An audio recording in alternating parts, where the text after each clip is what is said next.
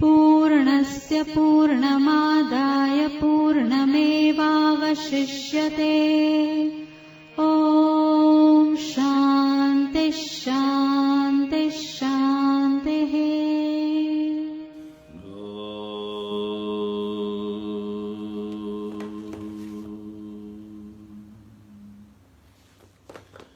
भद्रं कर्णेभिः शृणुयाम देवाः। भद्रं पश्येमाक्षभिर्यजत्राः। स्थिरैरङ्गैस्तुष्ट्वागुंसस्तनूभिर्व्यशेम देवहितं यदायुः। स्वस्ति न इन्द्रो वृद्धश्रवाः। स्वस्ति नः पूषा विश्ववेदाः। स्वस्ति नस्तार्क्ष्यो अरिष्टनेमिः। स्वस्ति नो बृहस्पतिर्दधातु। ॐ शान्तिः शान्तिः शान्तिः। शङ्करं शङ्कराचार्यं केशवं बादरायणं सूत्रभाष्यकृतौ वन्दे भगवन्तौ पुनः पुनः। ईश्वरो गुरुरात्मेति मूर्तिभेद विभागिने व्योमवद् व्याप्तदेहाय दक्षिणामूर्तये नमः। ॐ शान्तिः शान्तिः शान्तिः।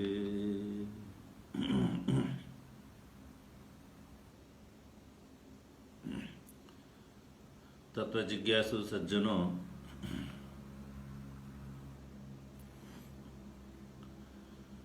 भगवान की परमाणुकंपा से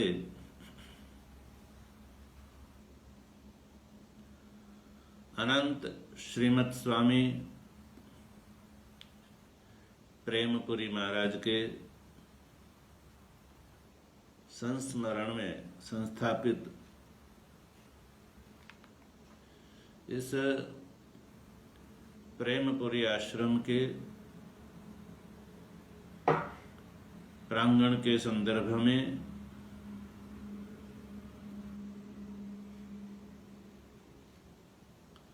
स्वाध्याय श्रृंखला के अंतर्गत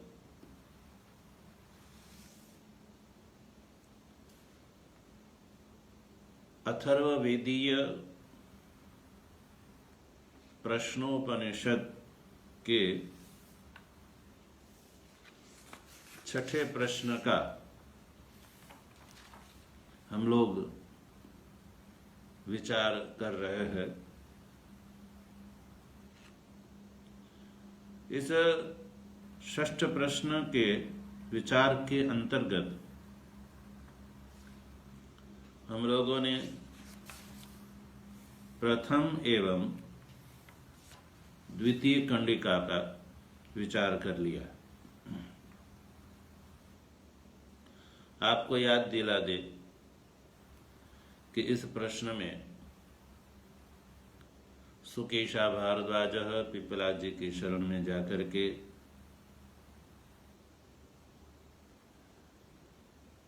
पूर्व में जो उनके पास राजपुत्र ने आकर के जो प्रश्न किया था, वही प्रश्न भारद्वाज जी पिपलाद जी के प्रति करते हैं। प्रश्न का स्वरूप है षोडश कलम पुरुषम त्वा पृच्छामि क्व असौ पुरुष। कहा कि हे भगवान, मैं उस राजपुत्र के द्वारा जो मेरे को जो पूछा गया था, वो जो षोडश कल यानी 16 कला वाला जो पुरुष है, उस पुरुष के विषय में मैं आपको पूछता हूं। असौ पुरुष क्व, ये जो पुरुष है वो क्व यानी कहां पर है, वो आप बताइए। प्रथम कंडिका में ये प्रश्न है और द्वितीय कंडिका में पिपलाद जी ने उत्तर दिया है, और उत्तर है इहैव शरीरे, इहैव अंतः शरीरे सपुरुषः। पिपलाद जी ने कहा कि सपुरुषः, स यानी तुम्हारे द्वारा जिस पुरुष के विषय में प्रश्न किया गया है, 16 कला वाले पुरुष के विषय में जो प्रश्न किया गया है, वो पुरुष यह एव अंतः शरीर, यह माने ये जो शरीर है, यह शरीर है, ये जो शरीर है उस शरीर में वो पुरुष स्थित है। यह के बाद जो एवकार है, उससे श्रुति का अभिप्राय यह है कि यह एव यानी इस शरीर में ही ये पुरुष विद्यमान है, और शरीर से भी, शरीर में किस जगह, तो कहा अंतः। अंतः से अभिप्राय है जो हृदय पुंडरिक आकाश है, उसके मध्य में ही ये पुरुष विद्यमान है। एवकार से अन्य स्थान की व्यावृत्ति हो जाती है। तो मन में प्रश्न उठता है कि उपनिषदों में तो परमात्मा को सर्वत्र बताया गया है, तो क्या अन्य जगह नहीं हो सकता? तो ऐसी बात नहीं है।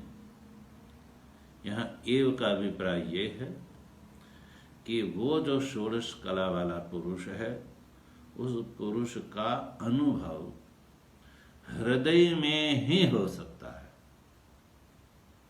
उसका आत्मत्वेन अनुभव, स्वरूपत्वेन अनुभव हृदय में ही हुआ करता है। इसलिए जब कहा जाता है कि अंगुष्ठ मात्र पुरुषोंतरात्मा सदा जनानां हृदये सन्निविष्टः, अंगुष्ठ मात्र पुरुष जो अंतरात्मा है, सभी प्राणियों के हृदय में विद्यमान है तो सर्वत्र, सर्वत्र होते हुए भी उस परमात्मा का अपने स्वरूप से अनुभव, आत्मत्वेन अनुभव हृदय कमल में ही संभव है। इसलिए जहां पर अनुभव होता है वहां उसकी स्थिति बताई गई। क्योंकि हृदय जो है, अंतकरण जो है, हृदय से अभिप्राय मांस खंड नहीं किंतु अंतकरण। अंतकरण चूंकि सत्व गुण से बना हुआ है, इसलिए उसमें ही ज्ञान संभव है। रजोगुण से तो क्रिया संभव है, इसलिए अंतकरण हमारा सत्व गुण से निर्मित है, इसलिए अंतकरण में ही बोध हो सकता है। यद्यपि सर्वत्र घट-घट, पत्थर, मिट्टी सब में परमात्मा विद्यमान है, किंतु परमात्मा का केवल उसमें सदरूप ही प्रतीत होता है। जड़ पदार्थ में परमात्मा का सदरूप प्रतीत होता है, चिद्रूप और आनंद रूप प्रतीत नहीं होता है। और जो क्रियावान पदार्थ है,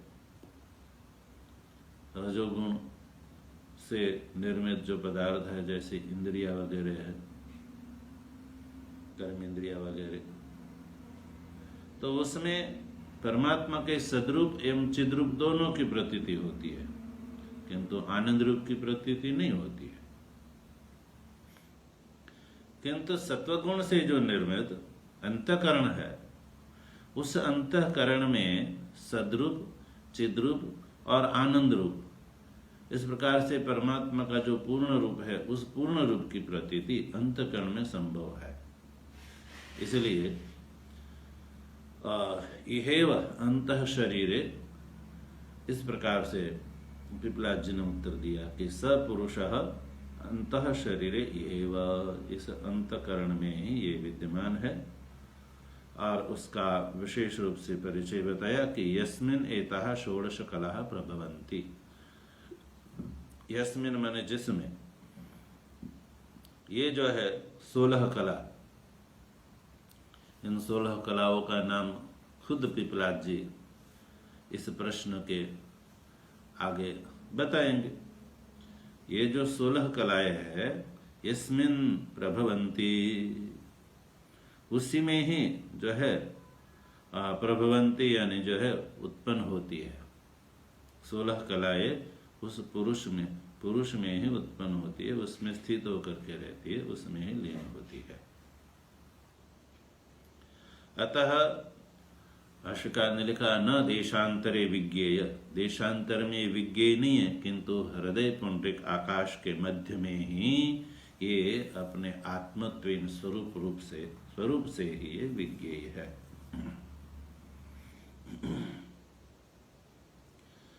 तो ये द्वितीय कंडिका का जो प्रतिपद व्याख्यान है वो हम लोग कर चुके हैं प्रथम 2 पंक्ति में। उसके बाद यस्मिन् एताः षोडश कलाः प्रभवन्ति, ये जो श्रुति वाक्य है, उस श्रुति वाक्य का तात्पर्य भगवान भाष्यकार षोडश कला भी उपाधि भूता भी इस भाष्य पंक्ति के द्वारा बता रहे हैं। कहा कि षोडश कला भी उपाधि भूता भी सकल एवं निष्कल पुरुष लक्ष्यते अविद्या इति, यानी उपाधि भूता जो षोडश कला है, जो उपाधि भूता है, आत्मा की उपाधि है, वो आत्मा का विशेषण नहीं है, आत्मा का साक्षात अवयव नहीं है, किंतु वो उपाधि है। ऐसी उपाधि भूत जो षोडश कला है, उस षोडश कला के द्वारा वस्तुतः ये पुरुष निष्कल है। निष्कल पुरुषः उपाधि भूताभिः षोडश कलाभिः सकल इव लक्ष्यते।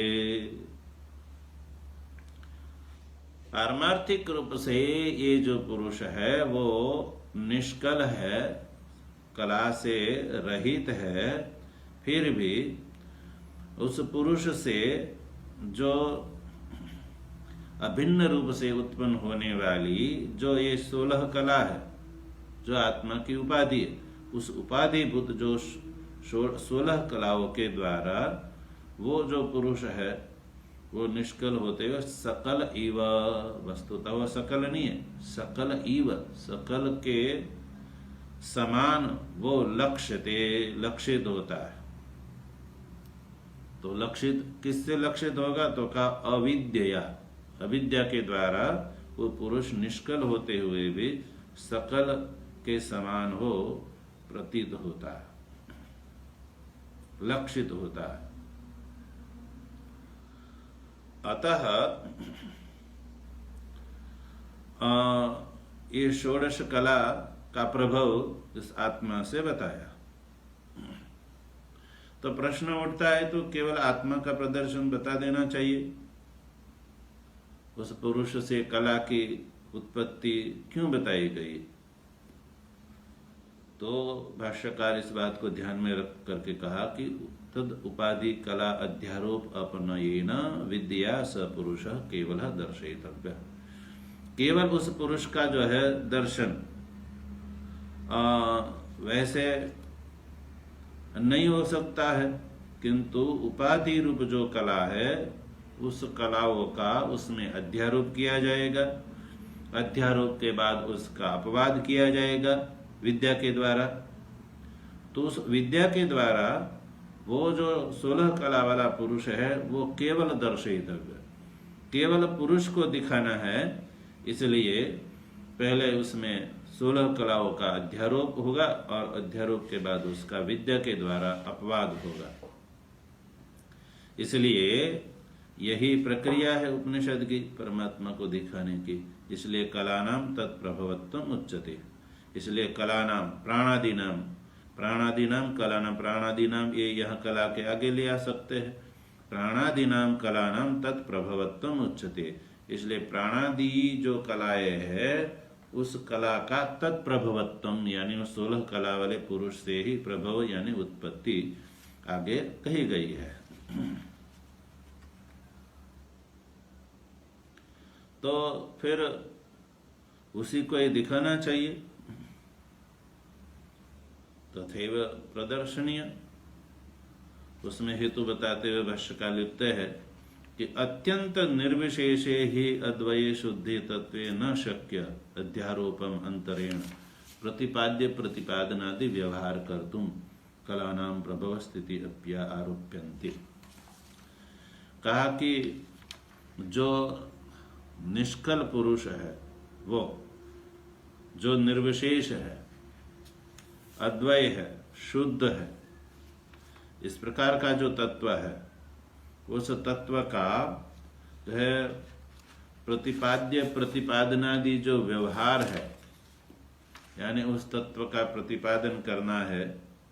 प्रतिपादन करने वाला प्रतिपादन, ये जो उपनिषद है, प्रतिपाद्य प्रतिपादन आदि जो व्यवहार है गुरु शिष्य के रूप में, वो जो व्यवहार अध्यारोपम अंतरेण न शक्य, अध्यारोप के बिना संभव नहीं, शक्य नहीं है।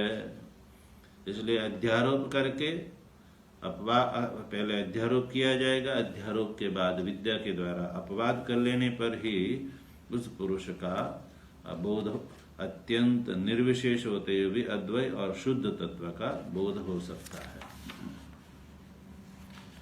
इसलिए अध्यारोप के बिना जब प्रतिपाद्य प्रतिपादनादि जो व्यवहार है वो शक्य नहीं है, कर्तुम न शक्यम। इसलिए इति मैंने अतः, इसलिए कलानाम प्रभव स्थिति अप्य आरोप्यन्ते।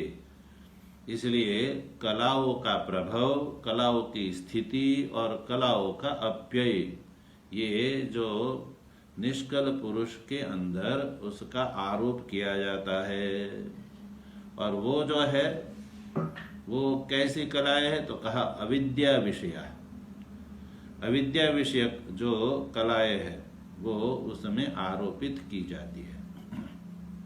आरोप करके फिर उसका अपवाद किया जाएगा और उसी के फलस्वरूप जो है इस निर्विशेष और निष्कल पुरुष का बोध होगा।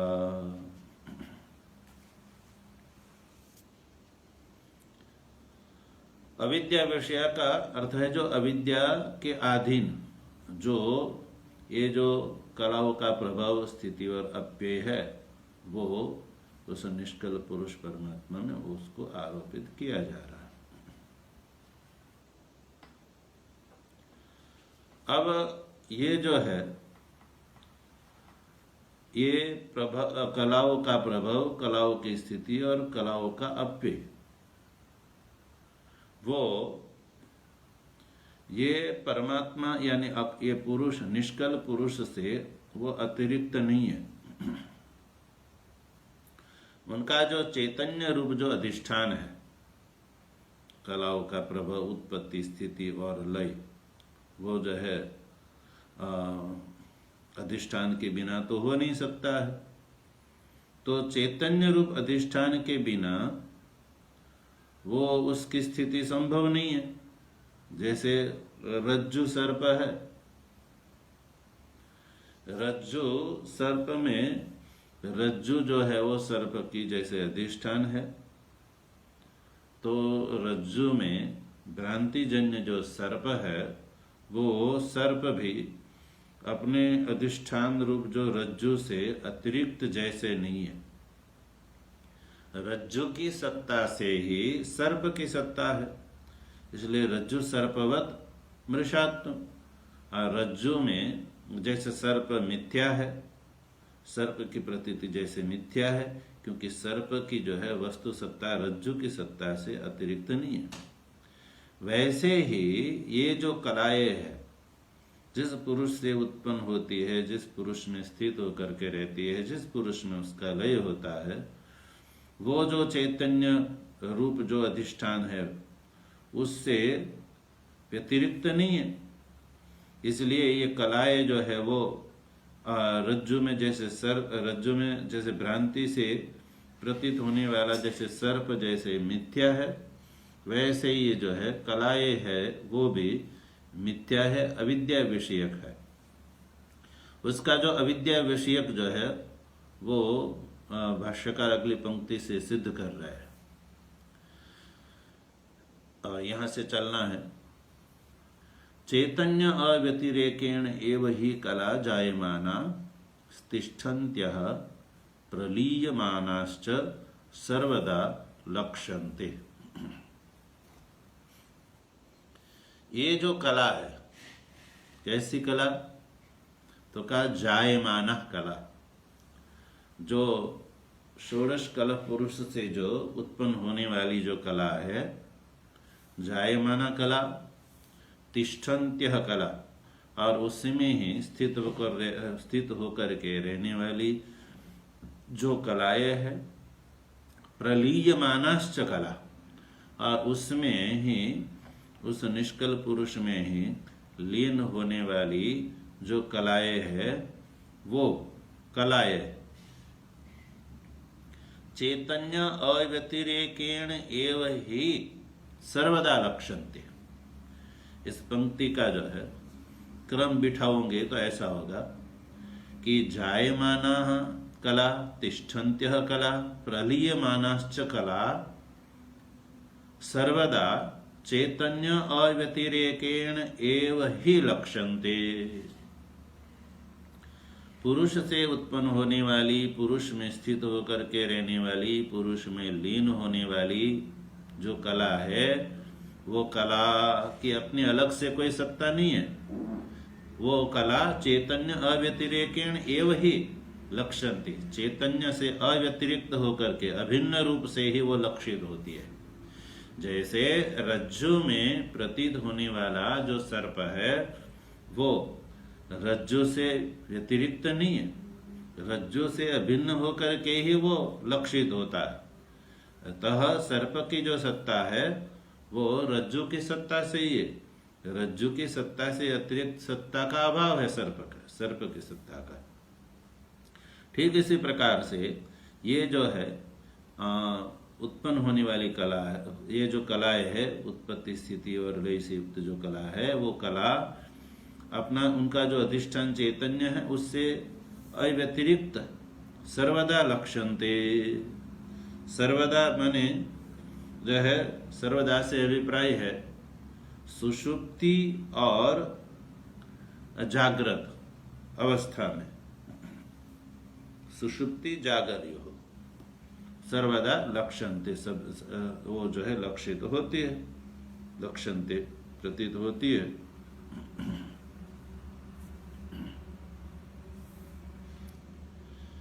तो अभिप्राय ये है कि जो कलाएं है वो चैतन्य अव्यतिरिक्त है, चैतन्य से वो अलग नहीं है। चैतन्य रूप अधिष्ठान ही कलाओं का अधिष्ठान है, उससे कला व्यतिरिक्त नहीं है। अतः जो कलाएं है वो मिथ्या है और चैतन्य ही जो है तीनों काल में रहता है। अब ये जो है कलाओं का चैतन्य से अभिन्नत्व, चैतन्य अव्यतिरिक्तत्व जो है लक्षित जो होता है उसको वो जो हेतु है वो विज्ञानवादी की भ्रांति से वो दृढ़ कर रहे आगे भाष्यकार। यहाँ पर जो है विज्ञानवादी और शून्यवादी, नैयायिक और लोकायत के मत का जो है भाष्यकार उल्लेख कर रहा है। सिद्धांत ये है कि कलाएं जो है वो चैतन्य रूप अधिष्ठान से अतिरिक्त नहीं है। जैसे सर्प है वो रज्जु से अतिरिक्त, रज्जु रूप अधिष्ठान से अतिरिक्त नहीं है। सर्प की प्रतीति जो है भ्रांति से जन्य है, और यहाँ पर भी जो षोडश कलाएं है वो चैतन्य रूप अधिष्ठान से अतिरिक्त नहीं है, और वो अविद्या विषयक है। ये जो बात है वो जो है विज्ञानवादी के जो भ्रांत है, विज्ञानवादी भ्रांत पुरुष, वो कैसा मानते हैं उसको यहाँ पर भगवान भाष्यकार उसका उल्लेख कर रहा है, दृढ़ करने के लिए, हेतु को दृढ़ करने के लिए। अब यहाँ पर हेतु है चैतन्य अव्यतिरिक्तत्व।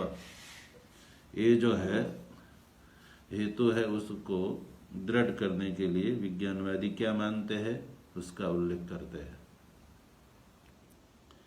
अतएव भ्रांतः केचित् अग्नि संयोगात् घृतम् इव घटादि आकारेण चैतन्यम् एव प्रतिक्षणं जायते नश्यति इति तन्निरोधे शून्यम् इव सर्वम् इति अपरे घटादि विषयं चैतन्यं चेतयितुः नित्यस्य आत्मनो अनित्यं जायते विनश्यति इति अपरे चैतन्यं भूतधर्म इति लोकायतिका।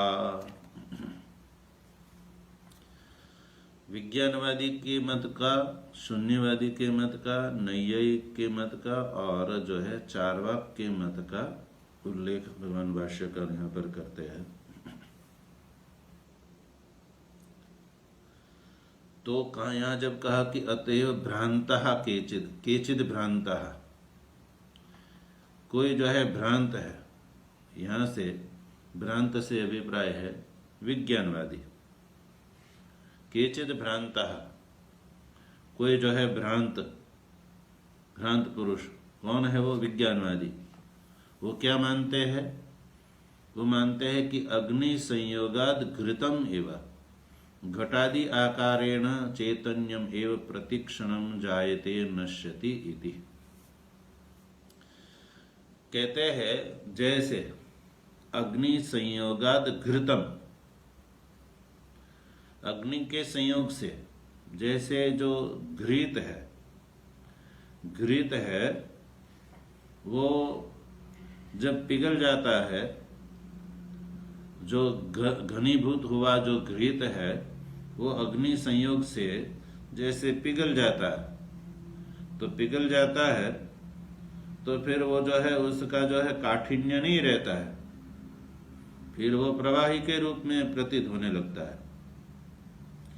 तो कि अग्नि संयोग से जैसे घृत का काठिन्य है वो जैसे समाप्त हो जाता है, ठीक उसी प्रकार से घटादि आकारेण चैतन्यम एव प्रतिक्षणम जायते नश्यति इति।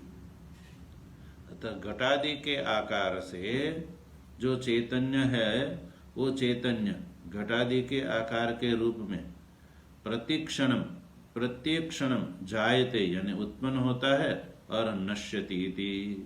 प्रत्येक क्षण में वो चैतन्य जो है वो उत्पन्न होता है और नष्ट होता है।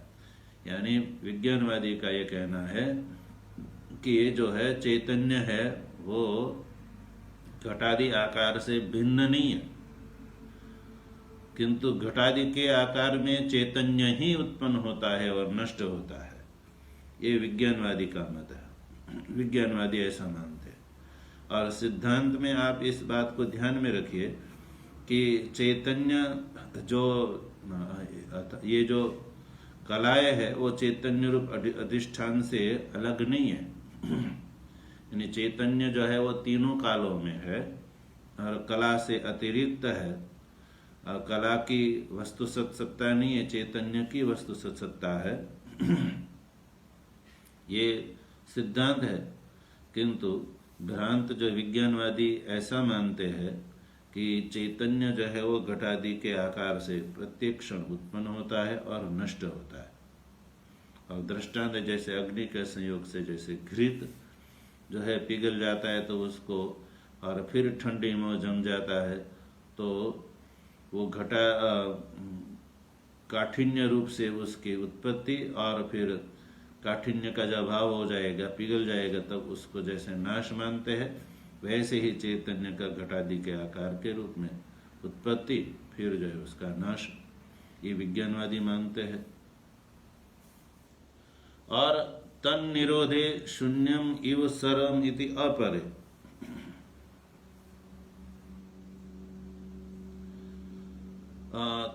अपरे अपरे से अभिप्राय है उससे भिन्न शून्यवादी, भ्रांत पुरुष से भिन्न जो है शून्यवादी जो है वो क्या कहते हैं? शून्यवादी का मत क्या है? तो कहते हैं तन निरोधे शून्यम इव, तन निरोधे, यानी उसका कहना है कि इनका निरोध हो जाने पर, तत् के निरोध होने पर शून्यम इव सर्वम, सर्व जो है वो शून्य हो जाता है। चैतन्य का निरोध होने पर सब शून्य हो जाता है, ये जो है शून्यवादी का मत है। यानी जो है उत्पद्यमान जो है संसार है उसकी समाप्ति होने पर वहाँ चैतन्य कुछ रहता ही नहीं है।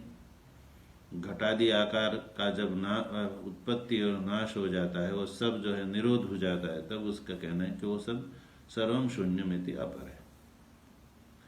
अब नैयायिक क्या कहते हैं? घटादि विषयम चैतन्यम चेतयितुः नित्यस्य आत्मन अनित्यम जायते विनश्यति इति अपरे, ये नैयायिक का मत है। नैयायिक का ये कहना है, उनका कहना है कि घटादि विषयम चैतन्यम, कहना है कि जो घटादि विषय जो चैतन्य है, जो आत्मनः घटादि विषयम चैतन्यम, उस पंक्ति को थोड़ा वाक्य में बिठाएंगे। घटादि विषयम चैतन्यम चेतयितु नित्यस्य आत्मनः, नित्यस्य आत्मनः घटादि विषयम चैतन्यम अनित्यम जायते विनश्यति, यानी नित्यस्य आत्मनः, जो नित्य आत्मा है, उस नित्य आत्मा का घटादि विषयम जो चैतन्य है, घटादि विषय जो है अनित्यम चैतन्य है, अनित्यम को चैतन्य के आगे लगा लीजिए,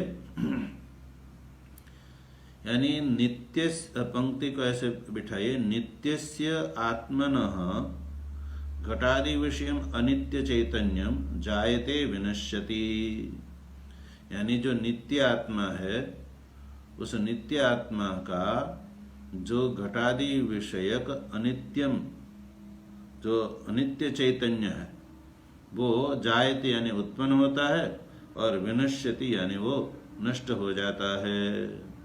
ये कौन मानते हैं? तो कहा कि अपरे यानी नैयायिक मानते हैं।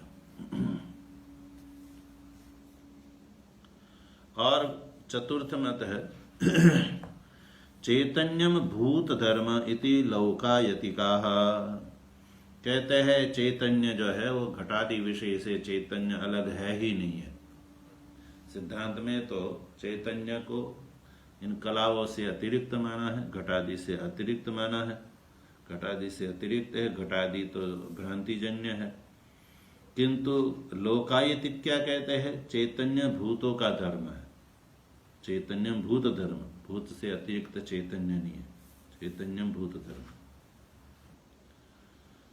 इति लोकायति कहा। ये जो है लोकायतिकों का कहना है। लोकायतिक यानी चारवाक। आप लोग जानते हैं कि हमारे यहाँ अब भारतवर्ष में मुख्य रूप से द्वादश दर्शन का जो है विचार अनादिकाल से चला आ रहा है। उसमें जो षट दर्शन है वो आस्तिक है और षट 6 दर्शन नास्तिक है।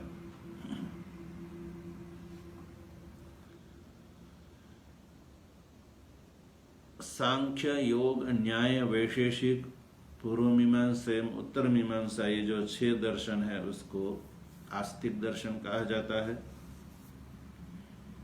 और 4 बौद्ध दर्शन, सौत्रांतिक, वैभाषिक, योगाचार एवं माध्यमिक, और उससे अतिरिक्त जैन और चारवाक, ये मिलकर के 6 दर्शन जो है वो नास्तिक दर्शन माने जाते हैं।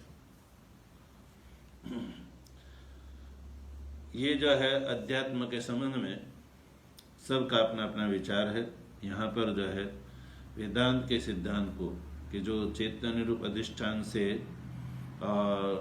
घटादि का अभिन्नता, घटादि के अभिन्नता रूप जो है ये वेदांत का सिद्धांत है, उसको और दृढ़ करने के लिए यहाँ पर इन 4 मत का भाष्यकार ने उल्लेख किया है। विज्ञानवादी, शून्यवादी, नैयायिक एवं लोकायतिक का। तो विज्ञानवादी, शून्यवादी का खंडन होने पर सौत्रांतिक और ये जो उनके और मत 2 मत का भी साथ में खंडन हो जाएगा, और नैयायिक का मत का खंडन होने पर भी जो वैशेषिक का भी जो है खंडन मान लिया जाएगा। और चैतन्य जो भूत धर्म या जो कहा लोकायतिक का जो मत कहा, उससे लोकायत मत का भी जो है खंडन हो जाएगा, यहाँ पर किया जाएगा। इससे ये सिद्ध होगा कि ये जो घटादि है वो चैतन्य रूप अधिष्ठान से अभिन्न होकर के ही उत्पन्न होते, स्थित होकर के रहते हैं और लीन होते हैं। तो चैतन्य है वो तीनों कालों में एक जैसा रहता है।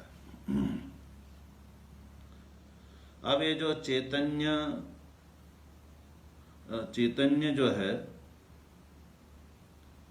वो चैतन्य का आरोप का जो है अधिष्ठानत्व है, यानी जो भी आरोपित पदार्थ है उसका अधिष्ठान चैतन्य ही है। ये बात जो है सिद्ध करनी है।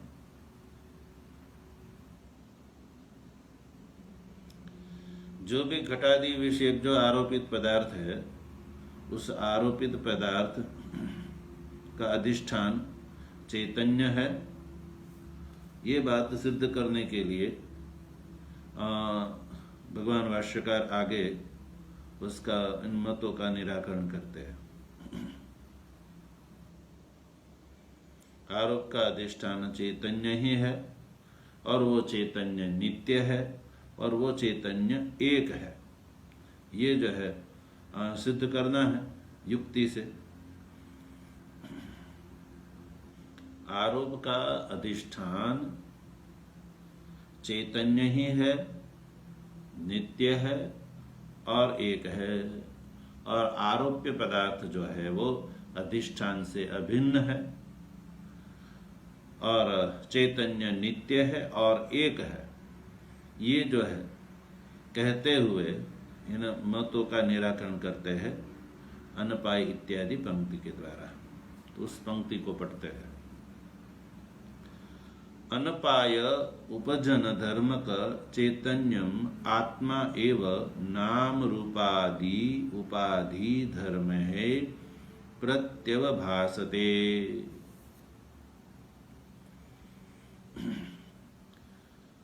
उन चारों मतों का निराकरण करते हुए भाष्यकार कहते हैं, अनपाय उपजन धर्मक चैतन्यम आत्मा एव, यानी अनपाय और उपजन धर्मक चैतन्य। अनपाय और उपजन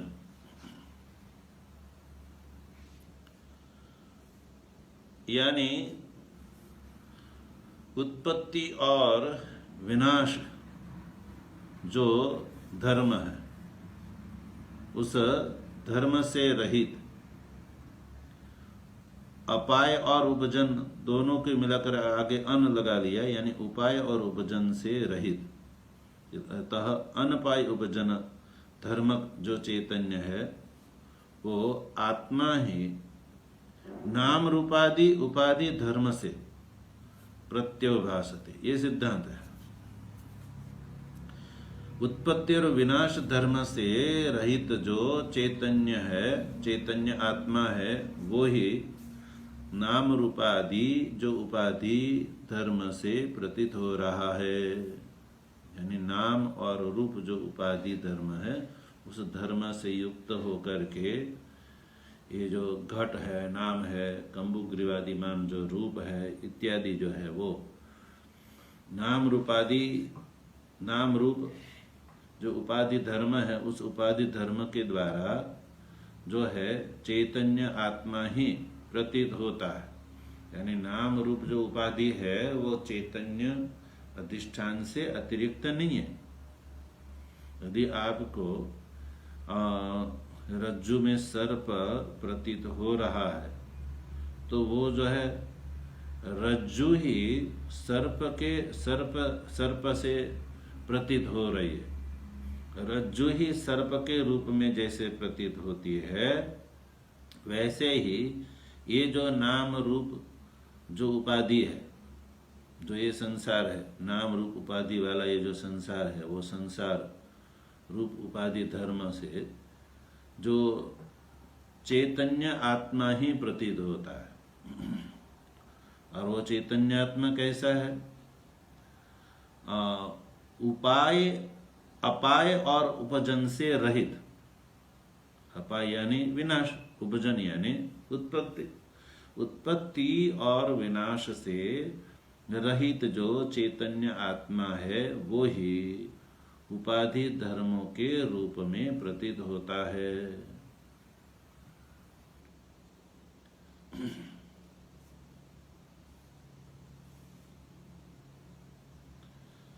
उपाधि धर्म यानी नानात्व रूप कार्य के रूप में प्रत्योभासते के बाद थोड़ा सा ये समझने के लिए लगा सकते कि नानात्व रूप कार्य से वो प्रतीत हो, चैतन्य ही प्रतीत हो रहा है।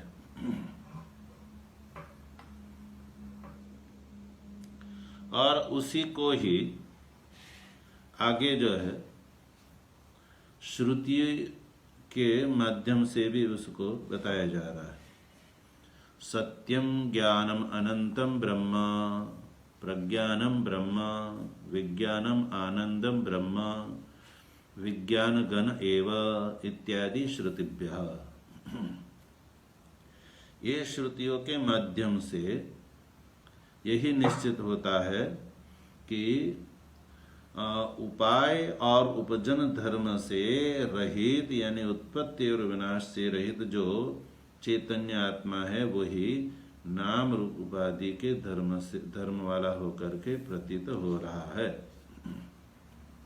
तो नाम रूप उपाधि जो है वो मिथ्या है और चैतन्य आत्मा है वो तीनों काल में रहता है। और उसमें ये श्रुति वाक्य का यहाँ पर भाष्यकार उल्लेख कर रहे, सत्यम ज्ञानम अनंतम ब्रह्म, जो ब्रह्म सत्य स्वरूप है, ज्ञान स्वरूप है और अनंत स्वरूप है।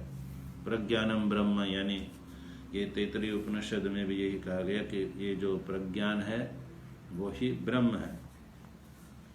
और विज्ञानम आनंदम ब्रह्म, जो ब्रह्म है वो विज्ञान और आनंद स्वरूप है, ब्रह्म प्रज्ञान स्वरूप है, ब्रह्म सत्य ज्ञान और अनंत रूप है। विज्ञान घन एव, ये जो ब्रह्म है वो विज्ञान घन विज्ञान स्वरूप ही है, ये बृहदारण्यक उपनिषद में कहा। इत्यादि जो है श्रुतिभ्य, ये इन श्रुतियों के द्वारा ये निश्चित होता है।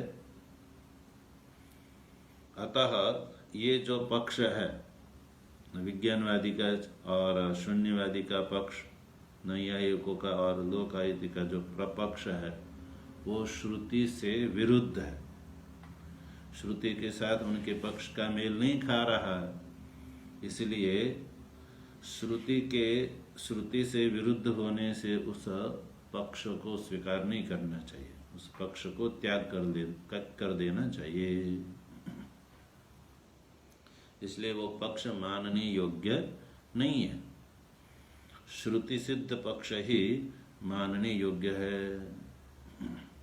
श्रुति सिद्ध पक्ष क्या है?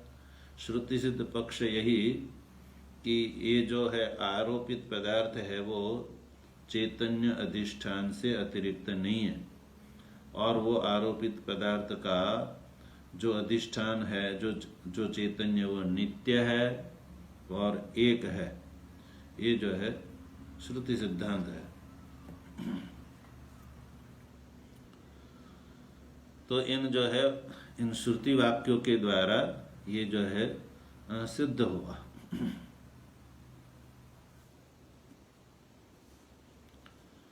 अब जो है यहाँ से आगे कुछ और बात भगवान भाष्यकार जो है इन पक्षों का निराकरण करते हुए कहेंगे। भगवत कृपा से उसका विचार हम लोग कल करेंगे। ओम भद्रं कर्णेभिः शृणुयाम देवाः, भद्रं पश्येमाक्षभिर्यजत्राः, स्थिरैरङ्गैस्तुष्टुवागुंसस्तनूभिर्व्यसेम देवहितं यदायुः। स्वस्ति न इन्द्रो वृद्धश्रवाः, स्वस्ति नः पूषा विश्ववेदाः, स्वस्ति नस्तार्क्ष्यो अरिष्टनेमिः, स्वस्ति नो बृहस्पतिर्दधातु। ॐ शान्तिः शान्तिः शान्तिः। शङ्करं शङ्कराचार्यं केशवं बादरायणं सूत्रभाष्यकृतौ वन्दे भगवन्तौ पुनः पुनः।